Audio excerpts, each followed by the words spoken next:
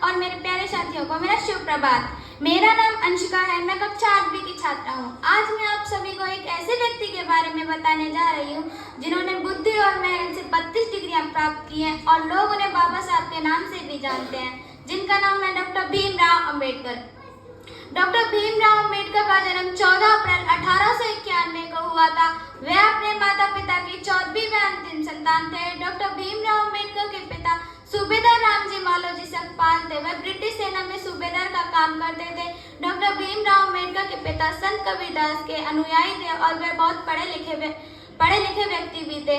Doctor Ambedkar जब 2 वर्ष के थे तब उनके पिता को नौकरी से हटा दिया गया था और जब वह 6 वर्ष के हुए थे उनकी माता का निधन हो गया। उन्होंने अपनी प्रारंभिक शिक्षा मुंबई से ही प्राप्त की थी। अपने स्कूली दिनों में उन्हें इस बात का गहरा सदमा लगा था कि भारत में अछूत होना क्या होता है। उन्होंने अपनी स्कूली शिक्षा 17 से ही प्राप्त कर रहे थे। दुर्भाग्यवश उनकी माता का निधन हो गया। उनकी चाची ने उनकी देखभाल की थी। बाद में वह मुंबई चले गए। 1907 में मैट्रिक की परीक्षा पास करने के बाद उनकी शादी बाजार में खुले एक छप्पड़ के नीचे कर दी गई थी। उन्होंने स्नातक की पढ़ाई एल्फिंस्टन कॉलेज बॉम्बे से ही प्राप्त की, जिसके लिए उन्हें बड़ौदा की महामहिम सयाजीराव गायकवाड़ से छात्रवृत्ति प्राप्त हुई। स्नातक पूरी करने के बाद अनुबंध के अनुसार उन्हें बड़ौदा संस्थान में शामिल होना पड़ा। जब वह बड़ौदा में थे तो दुर्भाग्यवश उनके पिता का भी निधन हो गया। वर्ष 1913 में उन्हें उच्च अध्ययन के लिए अमेरिका जाने वाले विद्वानों के रूप में भी चुना गया। उन्होंने कोलंबिया विश्वविद्यालय से 1915 और 1916 में एम्स और पीएचडी की डिग्री भी प्राप्त की। आगे की पढ़ाई के लिए वह लंदन चले गए। वह ग्रेजुएट में वकालत के लिए भर्ती भी हुए। London school of economics and political science में उन्हें डीएससी की डिग्री प्राप्त करने की अनुमति हुई, लेकिन बड़ौदा की दीवान ने उन्हें भारत वापस बुला लिया। बाद में उन्होंने बार एट लॉ और डीएससी की डिग्री प्राप्त की। उन्होंने जर्मनी के विश्वविद्यालय में कुछ समय तक अध्ययन किया। वर्ष 1916 में उन्होंने भारत में जातीय गणतंत्र, ऐतिहासिक और विश्लेषणात्मक पद्धति लिखी और अपनी पीएचडी की डिग्री प्राप्त की। इस उच्चतम डिग्री को प्राप्त करने के बाद वह भारत वापस लौट आए। क्योंकि उनका छात्रवृत्ति कार्यकाल समाप्त हो गया था, वह भारत वापस लौट आए और बड़ौदा के महाराजा ने उन्हें अपना सैन्य सचिव नियुक्त किया, क्योंकि वह लंबे समय में वित्त मंत्री के रूप में चुने जा सके। सितंबर 1917 में वह शहर वापस लौट आए, क्योंकि उनका छात्रवृत्ति कार्यकाल समाप्त हो गया था और वह सेवा में शामिल हो गए।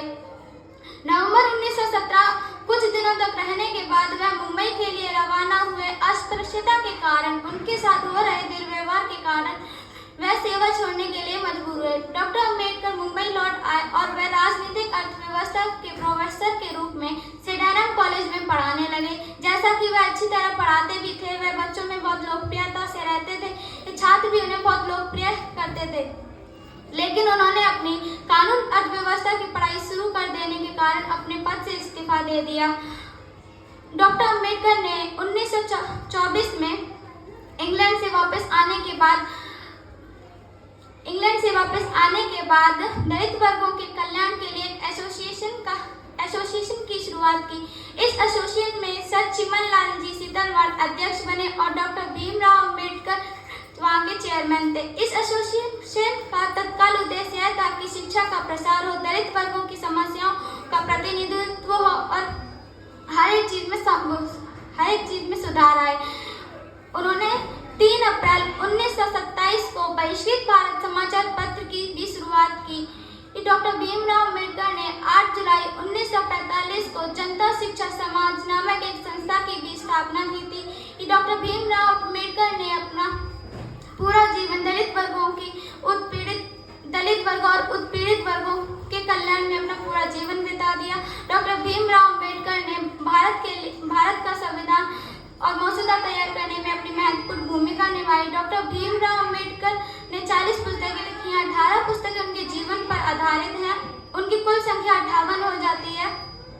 डॉक्टर भीमराव अंबेडकर को 26 उपाधियों से भी नवाजा गया है। डॉक्टर भीमराव अंबेडकर के 21 खंड लेखन और भाषण में उपलब्ध भी हैं। डॉक्टर भीमराव अंबेडकर का निधन 6 दिसंबर 1896 को हुआ था। उनकी मृत्यु का कारण लोगों ने उनकी पत्नी को माना था। जब उनकी बॉडी का पोस्टमार्टम हुआ तब पता चला कि लंबे समय से चली आ रही बीमारी के कारण उनका स्वास्थ्य खराब हो गया। इस वजह से उनकी मृत्यु हो गई। जब सच सामने आया तो उनकी पत्नी को निर्दोष साबित किया गया। 1990 में उन्हें मरणोपरांत भारत रत्न से भी सम्मानित किया गया। हम हर साल 14 अप्रैल को अम्बेडकर जयंती मनाते हैं और उनकी मृत्यु दिवस को हम महापरिनिर्वाण दिवस के रूप में भी मनाते हैं। आज मैं आप सभी के सामने एक नारा भी प्रस्तुत करने जा रही हूँ जो भीमराव अम्बेडकर ने लिखा है। मैं उस धर्म को मानता हूँ